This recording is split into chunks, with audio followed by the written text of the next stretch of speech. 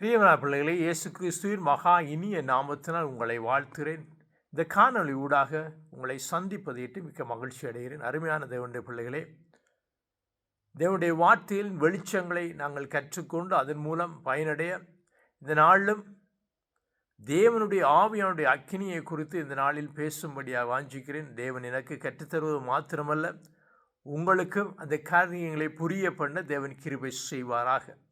பரிசுத்த ஆவியானவர் அக்கினியாய் இறங்கினார் என்று சொல்லி நாங்கள் புதிய ஏற்பாட்டில் அப்போஸ்தலர் 2ஆம் அதிகாரங்களில் பார்க்கிறோம். அக்கினிமயமான நாவுகள் அவர்கள் மேல் இறங்கின போது அவர்கள் ஆவியில் நிறைந்தவர்களாய் வல்லமையான ஊழியங்களை செய்தார்கள்.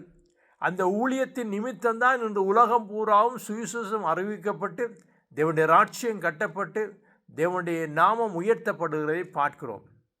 ஆனால் இன்று பொய்யான ஆவியல் இன்று எழும்பி இன்று சபைகளை கெடுத்து சீரழித்து போலியான காரியங்கள் செய்கிறபடியால் நாங்கள் விழிப்புணர்வுகளாய் இருந்து நாங்கள் தேவனுடைய வசனங்களை புரிந்து கொள்ள நாங்கள் கடமைப்பட்டவர்களாக இருக்கிறோம்.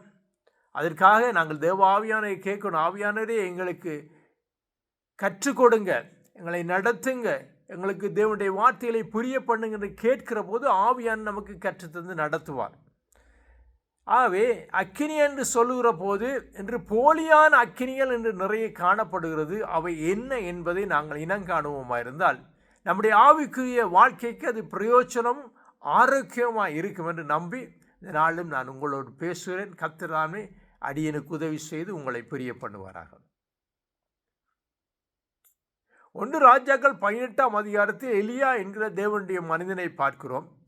ஜெசபேல் என்கிறவள் தேவனுடைய தீர்க்கதரிசியெல்லாம் கொன்று தேவனுடைய ஆலயங்களை உடைத்து நொறுக்கி தேவனுடைய ஜனங்களுக்கு விரோதமாக எழும்பியிருக்கிற இந்த வேளையில் எலியா என்கிற தீர்க்கதரிசி வருகிறான். அவன் இந்த பாகால் என்கிற தீர்க்கதரிசிகளோடு போட்டி நடைபெறுகிறது. அப்பொழுது எலியா சொல்கிறான், வானத்திலிருந்து அக்கினியை இறக்க பண்ணி அந்த இறைச்சிகளை பட்சிக்கிற தேவமே உண்மையான தேவன்.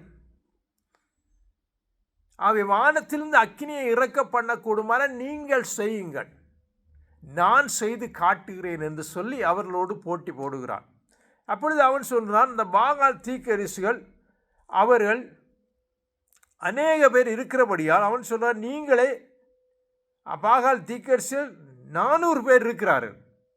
அந்த 400 பேர்களை பார்த்து சொல்கிறார், நீங்கள் 2 காளைகளை கொண்டு வந்து ஒன்றை நீங்கள் எடுத்துக்கொள்ளுங்கள், அடுத்ததை எனக்கு கொடுங்கள். அந்த காளையை வெட்டி நீங்கள் விறகுகளை போட்டு, தண்ணீர் ஒன்றும் ஊற்றக்கூடாது, விறகுகளை போட்டு அதன் மேல் வைத்து நீங்கள் உங்களுடைய தேவனை குறித்து கூப்பிடுங்கள், நான் என்னுடைய தேவனை குறித்து கூப்பிடுறேன். எந்த தேவன் உண்மையான தேவனோ அவர் வந்து தான் இந்த இறைச்சிகளை பட்சிப்பார் என்று அவரோடு போட்டி நடைபெறுகிறது.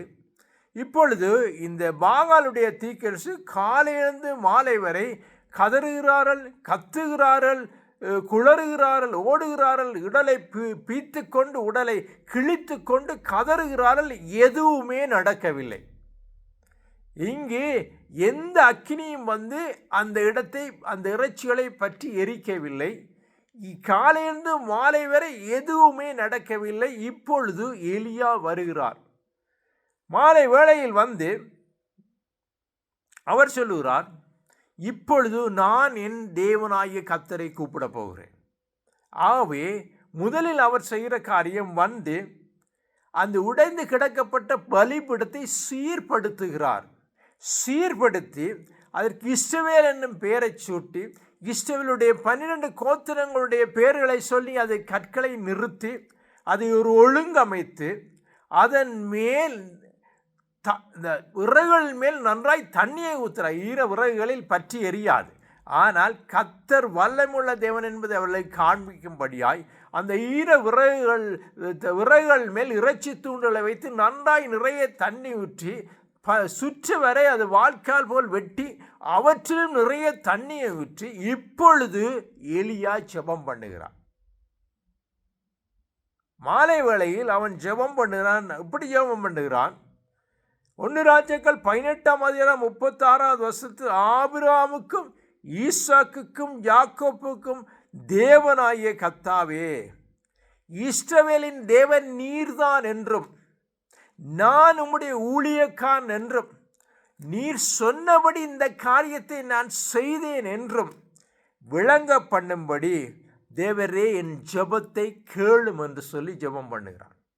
அவன் சொல்கிறான், நான் இதை சொந்தமாக சொல்லி என் தேவன் எனக்கு கட்டளையிட்டதை செய்தேன் என்பதை இந்த ஜனங்கள், இந்த பாகாலுடைய தீர்க்கதரிசிகளும் இந்த ஜனக்கூட்டம், இந்த பட்டணத்தில் உள்ள ஜனக்கூட்டங்களும் பார்க்கட்டுக்கும் ஆண்டவரே நீர்தான் தேவன் என்பதை காண்பியும் என்று அவன் ஜெபம் பண்ணுகிற போது 38வது வசனம் 1 ராஜா 18:38, அப்பொழுது கர்த்தரிடத்திலிருந்து அக்கினி இறங்கி அந்த சர்வாங்க தகன பலியையும் விறகுகளையும் கற்களையும் மண்களையும் பட்சித்தது, வாய்க்கால் என்ற தண்ணீரை உறிந்து போட்டது.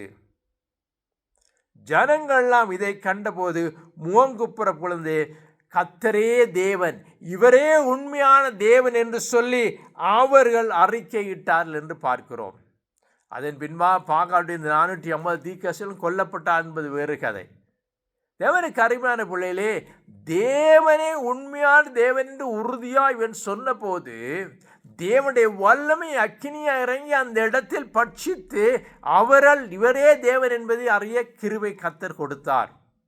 ஆனால் பாகாலுடைய தீர்க்கதரிசிகள் கதறி கதறி என்றுமே நடக்கவில்லை. ஆனால் இன்னொரு காரியம் சொல்லப்படுகிறது, இந்த பாகால் தீர்க்கதரிசிகள் தங்களுடைய ஆலயங்களில் இப்படியான வேலைகள் செய்கிற போது இவர்கள் உரத்த கத்தி கூக்குறுகிற வேளையில் இரகசியமாக ஒருவரை வைத்து அவர் விறகுகளை நெருப்பு மூட்டி விடுகிற வேளையில், எங்களுடைய தெய்வம் நெருப்பை மூட்டி விட்டார் என்று சொல்லுகிற காரியம் இருப்பதாக ஒரு கருத்தும் உண்டு.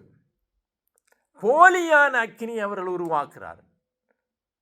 அப்படி செய்து மக்களை ஏமாற்றி வந்தவர்கள் இப்பொழுது எலியா நடுவீதிகளில் இந்த காரியங்களை செய்கிற போது அவர்களால் செய்ய முடியவில்லை. ஆனால் உண்மையான தேவன் தான். அவர் எந்த இடத்தில் இருந்தாலும் வல்லமையான காரியங்களை செய்கிறார் என்பதை எலியா நிரூபித்து இவரே தேவன் என்று வானத்திலிருந்து அக்கினி இறங்கப்பட்டார். இதே மாதிரி இன்னொரு சம்பவம் நடக்கிறது. லேவியர் ஆகமம் 9ஆம் அதிகாரத்தில் மோசேக்கு ஆண்டவர் கட்டளையிடுகிறார் பலிகள் எப்படி செலுத்தப்பட வேண்டும் என்று சொல்லி.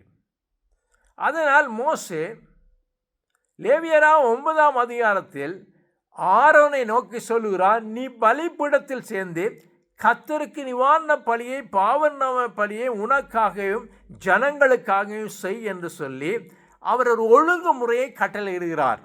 அந்த ஒழுங்குமுறை எப்படி இருக்கிறது? அவர்கள் இரத்தத்தை பூசி அந்த பலிபீடத்தில் பூச வேண்டும், தோலையும் மாமிசத்தையும் பாளையத்துக்கு புறம்பே போட வேண்டும், சில காரியங்கள் சுட்டரிக்கப்பட வேண்டும், அதன் பின்பு இந்த குடல்கள் எல்லாம் சுட்டரிக்கப்பட வேண்டும், அதன் பின்பு அந்த தொடைகள் எல்லாம் பலிபீடத்தில் வைக்கப்பட்டு அவையெல்லாம் ஒழுங்காய் நேர்த்தியாய் செய்யப்பட்டு அதன் பின்பு ஆரோன் ஜனங்களுக்கு நேராய் கையை உயர்த்தி ஆசீர்வதிக்கிறான். பின்பு மோசேயும் ஆரோனும் ஆசாரிப்பு கூடாரத்து பிரவேசித்து ஜனங்களை வந்து ஆசீர்வதித்த போது கர்த்தருடைய மகிமை அங்கே காணப்பட்டது. அன்றியும் கர்த்தருடைய சந்நிதியிலிருந்து பரிசுத்த ஸ்தலத்திலிருந்து அக்கினி புறப்பட்டு பலிபீடத்தில் இருந்த சர்வாங்க பலியை கொழுப்பையும் எரித்து விட்டது. பாருங்க, இப்போ அக்கினி வந்து அவர்கள் வைத்த அந்த இறைச்சிகளை எரித்ததை ஜனங்கள் கண்டு இவரே உண்மையான தேவன் என்று முகம் குப்புற விழுந்து வணங்கினார் என்று பார்க்கிறோம். இது ஒரு ஒழுங்குமுறை. தேவனுடைய சித்தத்தின்படி, தேவனுடைய திட்டத்தின்படி, தேவனுடைய ஒழுங்குமுறையின்படி செய்கிற போது கர்த்தருடைய அக்கினி வந்திறங்கி அந்த பலிபீடத்திலிருந்த அந்த பலியை பட்சித்தது. ஆனால் இன்னொரு சம்பவம் நடக்கிறது.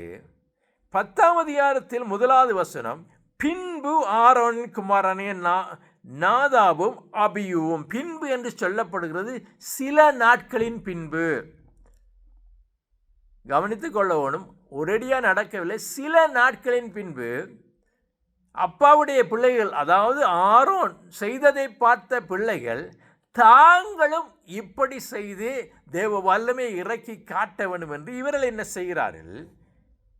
தங்கள் தூப கலசத்தை எடுத்து அவையில் அக்கினியை போட்டு அதன் தூப வர்க்கத்தை போட்டு கர்த்தர் தங்களுக்கு கட்டளையிடாத அக்கினியை அவருடைய சந்நிதியில் கொண்டு வந்தார்கள். தேவன் சொல்லாததை இவர்கள் இங்கு செய்ய ஆரம்பிக்கிறார்கள். ஆரம்பிக்கிற போது என்ன நடக்கிறது? அக்கினி கர்த்தருடைய சந்நிதியிலிருந்து புறப்பட்டு அவர்களை பட்சித்தது. அவர்கள் கர்த்தருடைய சந்நிதியில் செத்தார்கள். பாருங்கள், இங்கு இவர்கள் அப்பா செய்தாரே என்று பார்த்து தாங்களும் ஒரு போலியான ஒரு அக்கினியை வெளிப்படுத்தும்படியாய் தாங்கள் செய்தால் கர்த்தருடைய வல்லமை இறங்கும் என்று மற்றவர்களுக்கு காண்பிக்கும்படியாய் இவர்கள் செய்ய புறப்பட்டார்கள். அந்த இடத்தில் அக்கினி வந்து இவர்களை கொன்றது என்று பார்க்கிறோம். அப்படியானால் இவர்கள் செய்த தவறு என்ன என்று பார்ப்போமா இருந்தால், என்றால் இவர்கள் இப்படி செத்தபோது மோசே ஆரோனுக்கு சொல்லுகிறான், தேவன் எவ்வளவு மகத்துவமான தேவனுக்கு முன்பாய் மகிமையான முறையில் நாங்கள் செய்ய வேண்டும், இது செய்யாதபடியால் இவர்கள் இப்படி செத்தாள் என்று சொல்லி மோசே சொன்னான். மோசேயில் ஒரு அருமையான பழக்கம் என்னன்னு சொன்னால், வேதம் யாத்திராமத்தை சொல்றது மோசையை போல் சாந்த குணமுள்ளவன் ஒருவனும் இல்லை என்று சொல்லி. ஆனால் மோசே சகல கட்டளையும் மோசேக்கு தெரியும். மோசே தான் ஆரோனுக்கு இப்படி செய்யுங்கன்னு சொல்லி கொடுத்தானே தவிர தான் செய்யவில்லை. ஏனென்றால் அவனுக்கு நன்றாக தெரியும், ஆரோன் தான் அந்த பலிகளை செலுத்த ஆசாரியன், அவன் தான் செய்ய வேண்டும், நான் செய்யக்கூடாது என்று அவன் அது ஒதுங்கி கொண்டான். ஆசாரிகள் செய்ய வேண்டிய கடமையில் நான் தலையிடக்கூடாது. எனக்கு எல்லாம் தெரிந்தாலும் கூட யார் யார் எதை செய்ய வேணுமோ அவரெல்லாம் அதை செய்ய வேணும் என்று சொல்லி மோசே ஒதுங்கி கொண்டார். பாருங்க, அவனால் செய்திருக்க முடியும் வேண்டாம், அவனுக்கு எல்லாம் தெரியும் எப்படி செய்ய வேண்டும். ஆரோனுக்கு தெரிவதை விட மோசேக்கு எல்லாம் தெரியும் ஒழுங்குமுறைகள். ஆனால் அவன் ஆரோனை செய்யும்படியாய் செய்தான். பாருங்க, அதன் பின்பு கர்த்தர் இப்பொழுது யாரோடு பேசுகிறார்? மோசையோடு ஆரோனை நோக்கி. பாருங்கள், லேவியராம் 10 அதிகாரம் 9 வசனத்தில் 8 வசனத்தில் கர்த்தர் ஆரோனை நோக்கி, நீயும் உன்னோடு கூட உன் குமாரனும் சாகாது இருக்க வேண்டுமானால் ஆசரிப்பு கூடாரத்தில் பிரவேசிக்கிற போது திராட்சை ரசத்தையும் மதுவையும் குடிக்க வேண்டாம். பாருங்க, ஒரு காரியத்தை பரிசுத்தமான இடத்தில் பரிசுத்தமாய் நுழைய வேண்டும். நீங்கள் ஏனோ தானம் என்று நுழையக்கூடாது, அசுத்தமாய் நுழையக்கூடாது என்று சொல்லி திரும்ப சொல்லுகிறார். பரிசுத்தத்துக்கும் பரிசுத்தம் இல்லாததுக்கும் தீட்டுள்ளதுக்கும் தீட்டில்லாததுக்குமான வித்தியாசத்தை காணும் பண்ணும்படிக்கு இது தலைமுறையாய் கடைப்பிடிக்கணும். அப்படியானால் ஆரோன் குமாரன் என்ன செய்தார்? அசுத்தமான சிந்தனையோடு பரிசுத்தம் இல்லாமல் தேவனுடைய பலிபீடத்தை பலி செலுத்த வழிகிட்டார்கள், அங்கு அழிந்தார்கள். தேவனுக்கு அறிவான காரியங்கள் புரிகிறதா? ஆவே அந்நிய அக்கினி எப்படி வந்தது? அவர் செய்கிறார், நான் செய்கிறேன் என்று சொல்லி வெளிக்கிட்டு இவர்கள் அழிந்தார்கள் என்று நிறைய புதிய காலங்கள் இப்போ என்ன நடக்கிறதுன்னு சொன்னால், அப்பா ஒரு தியாகத்தோடு ஒரு தரிசனத்தோடு தன்னை ஒப்பு கொடுத்து ஊழியத்தை தொடங்கி இருப்பார். பின்னால் வருகிற பிள்ளைக்கு அவருடைய தியாகமும் தரிசனமும் அவருடைய உழைப்பும் பிரயாசமும் தெரியாது. அப்பாவோட ஊழியத்தை நான் செய்ய வேணும் என்று தரிசனமும் இல்லாமல் தாழ்மையும் இல்லாமல் மற்றவர்களுக்கு முன்னாடி போலியாய் நடந்து ஊழியம் செய்கிறதுனால் இன்றைய அநேக சீரழிவுகள் நடக்குது. அந்த போலிக்கு என்ன செய்ய வேணும்? இப்படி போலியான ஆவி, போலியான அபிஷேகங்களை காட்டி மக்களை வஞ்சிக்கிற ஆட்கள் என்று அதிகமாக இருக்கிறபடியால் இன்று ஊழியங்கள் சீரழிந்து போகிறது. ஒரு ஒழுங்குமுறை இல்லாமல் போகிறபடியால் இன்று ஊழியங்கள் மங்கி போகிறது. தேவனுக்கு அருமையான பிள்ளைகளே, போலி அக்கினி, உண்மையான தேவனுடைய அந்நிய அக்கினி, தேவனுக்கு பிரியமில்லாத காரியங்களை தேவன் அக்கினி என்று சொல்லி மற்றவர்களை வஞ்சிக்கிற ஆவிதான் இந்த ஆவிகள்.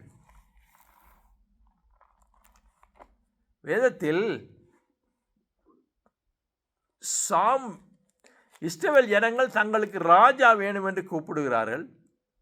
அந்த ராஜா வேணும் என்கிற போது தேவன் சாமுவேல் மூலமாக ஒரு மனுஷனை சவுலை தெரிந்து கொள்கிறார்.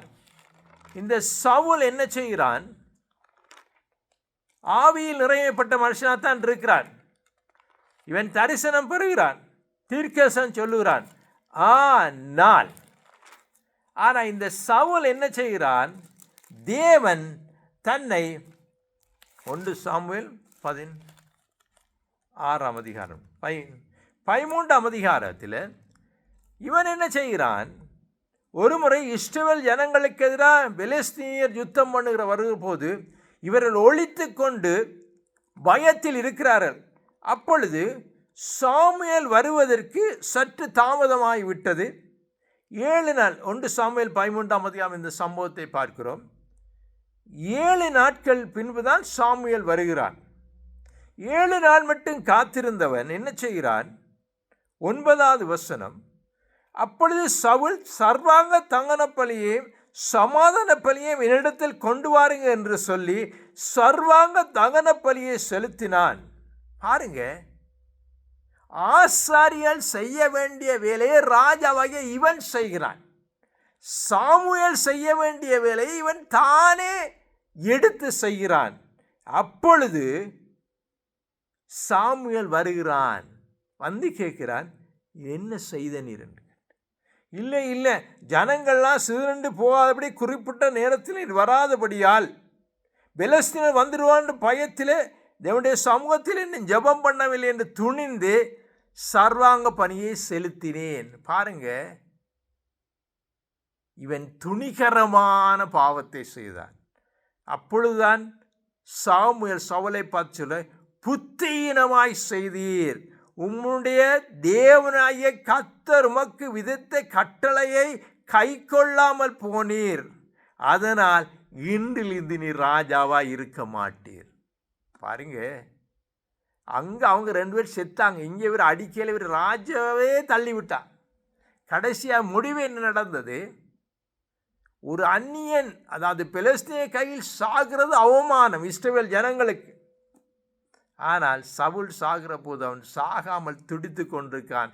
அப்பொழுது பெலிஸ்தியன் ஒருவன் வருகிற போது, என்னை குட்டி கொண்டு போடு, நான் மரணத்தில் நான் சாக முடியாமல் தவித்து கொண்டிருக்கேன்னு சொல்லி ஒரு பெலிஸ்தியன் தான் சவுலை கொண்டான் என்று பார்க்கிறோம். அருமையான தேவனுடைய பிள்ளைகளே, அந்நிய அக்கினி எப்படி வருகிறதுன்னு சொன்னால், நான் செய்யத்தகாதே செய்கிறது, தேவன் சொல்லாதே செய்கிறது அந்நிய அக்கினியாய் மாறிவிடுகிறது. போலியான வேஷம் விட்டு நடப்பது, பொய்யான ஆவியால் நிரப்பப்பட்டு நடப்பது அந்நிய அக்கினி என்று நிறைய பேர் பெந்தெக்கோஸ்து நாளில் தேவன் பரிசுத்த ஆவியை தந்தள்ளினார் என்று வேதத்தில் பார்க்கிறோம். அந்த பரிசுத்த ஆவியானவர் அக்கினிமயமான நாவுகளாக இறங்கினார் என்று பார்க்கிறோம், இல்லையா? பாருங்கள், அந்த பரிசுத்த ஆவியானவர் பொழியப்படுகிறதுக்கு முன்பாக என்ன நடக்கிறது? அவர்கள் ஒரு மனமாக ஒன்று கூடி ஜெபத்தில் இருந்தார்கள். கத்தி குளறி கதற இல்லை, ஜெபத்தில் அடக்கமாக அமைதியாக இருக்கிற போது பரிசுத்த ஆவியானவர் வந்திறங்கி அவர்கள் மேல் பொழிந்த போது, அதன் பிறகுதான் அவர்கள் பல்வேறு பாஷைகளின் மக்களுக்கு சுவிசேஷத்தை அறிவிக்கிறார். ஆனால் இன்று பரிசுத்த ஆவியானவர் பொழிய போகிறார், அந்நிய பாஷையை பேசுங்கள், கூப்பிட கத்துங்கள் என்று சொல்லி கூச்சலிட்டு அந்த கூச்சலுக்கு மேலாகி பாடல்கள் அதிகமாய் பாட மியூசிக்களை இன்னும் கூட அடிச்சு ஜனங்களை கலைக்க பண்ணி, இதோ ஆவியான வந்து விட்டான்னு சொல்லி ஜனங்களை விழுத்துகிற போலியான ஆவிகள் என்று புறப்பட்டு விட்டன.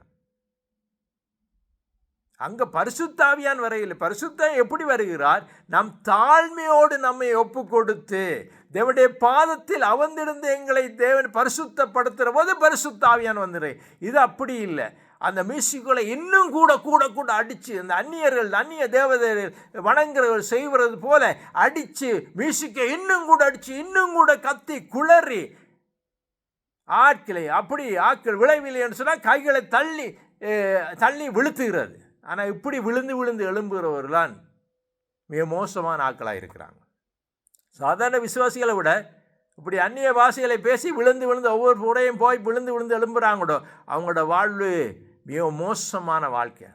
ஆலயத்துக்கு வருகிற போது பரிசுத்தமாக வர்றாங்க, ஆலயத்து வர பக்தி. இவங்களுக்கு இருக்கிற அநேக காரியங்கள் குணங்கள் எப்படி கண்டுபிடிக்கணும்? ஒன்று, இவங்களுக்கு பெருமை, மற்றவங்களை விட நாங்கள் பரிசுத்தவான்கின்ற. இரண்டாவது, இவர்கள் என்ன செய்வார்கள் சொன்னால், இவர்கள் கூடுதலாக குறை சொல்லுவர்களாக இருப்பார்கள். அடுத்தது, இவர்களான் சத்தியத்தை சொல்ல வேண்டும், சத்தியத்தை சொல்ல வேண்டும் தீவிரத்தை நிற்கிறார்களாக இருப்பாங்க. தேவன் அன்பின் ஆவியானவர், சமாதானத்தின் ஆவியானவர், இணக்கத்தின் ஆவியானவர். கர்த்தருடைய ஆவியானவர் எப்படிப்பட்ட ஆவியானவர்? நாங்கள் எஸ்ஐயா தீர்க்கதரிசி 11ஆம் அதிகாரம் என்ன சொல்லுகிறது? அவர் சொல்லுகிறார், எஸ்ஐயா தீர்க்கதரிசி 11ஆம் அதிகாரத்தில் கர்த்தருடைய ஆவியானவர் எப்படி இருக்கா? ஞானத்தை அருளும் ஆவியானவர், உணர்வை அருளும் ஆவியானவர், ஆலோசனையும் அருளும் ஆவியானவர், அறிவையும் கர்த்தருக்கு பயப்படுற பயத்தை போதிக்கும் ஆவியானவர். இதுதான் பரிசுத்த ஆவியானவர். அந்த ஆவியானவர் என்ன செய்கிறார்? யோவான் சுவிசேஷம் சொல்லுகிறது, பரிசுத்த ஆவியானவர் யோவான் சுவிசேஷம்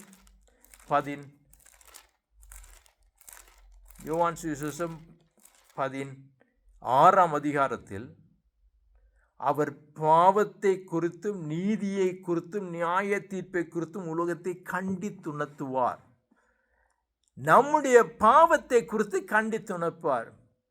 பெந்தெக்கோஸ்து நாளில் பரிசுத்த ஆவியானவரால் அப்போஸ்தலர் நிரப்பப்பட்டு அவர்கள் சுவிசேஷம் சொன்னபோது அங்கு என்ன நடக்கிறது? மக்கள் இதயத்தில் குத்தப்பட்டவர்களாக, அவர்கள் பாவ உணர்வை குத்தப்பட்டவர்களாக என்ன செய்கிறார்கள்? அப்போஸ்தலர்கிட்ட வந்து வேதம் சொல்லுகிறது, அப்போஸ்தலர் 2ஆம் அதிகாரம் 37, அவர்கள் அதை கேட்டபோது இதயத்தில் குத்தப்பட்டவர்கள் பேதுருவை நோக்கி கேட்கிறார்கள், சகோதரரை நாங்கள் என்ன செய்ய வேண்டும்? அப்போ பேதுரு சொல்றார், நீங்கள் மனம் திரும்பி ஒவ்வொருவரும் பாவ மன்னிப்புக்கின்ற இயேசுவின் நாமத்தினால் ஞானஸ்தானம் பெற்றுக்கொள்ளுங்கள், அப்பொழுது பரிசுத்த வரத்தை பெற்றுக்கொள்ளுங்கள். மனம் திரும்ப வேண்டும். எலியா தகர்க்கப்பட்ட பலிபீடத்தை சீர்படுத்தினான், அதன் பிறகுதான் பலி செலுத்தினான். நம்முடைய வாழ்க்கையில் தகர்க்கப்பட்டிருக்கிற பாவ அசுத்தங்கள் எல்லாவற்றையும் சீர்படுத்தும் போதுதான் பரிசுத்த ஆவியானவர் பொழிந்தருள்வார். இதை ஒன்றும் சீர்படுத்துறதில்லை, எல்லாத்தையும் செய்து போட்டு ஆலயத்தில் வந்து நின்று பக்திமயமாயும் செய்கிறது. இதுதான் அந்நிய அக்கினி. அந்நிய அக்கினி என்ன என்றால், பரிசுத்தமே இல்லாமல், உண்மை இல்லாமல் தேவன் என்னோடு கூட இருக்கிறார் என்று சொல்லுகிறது அந்நிய அக்கினி.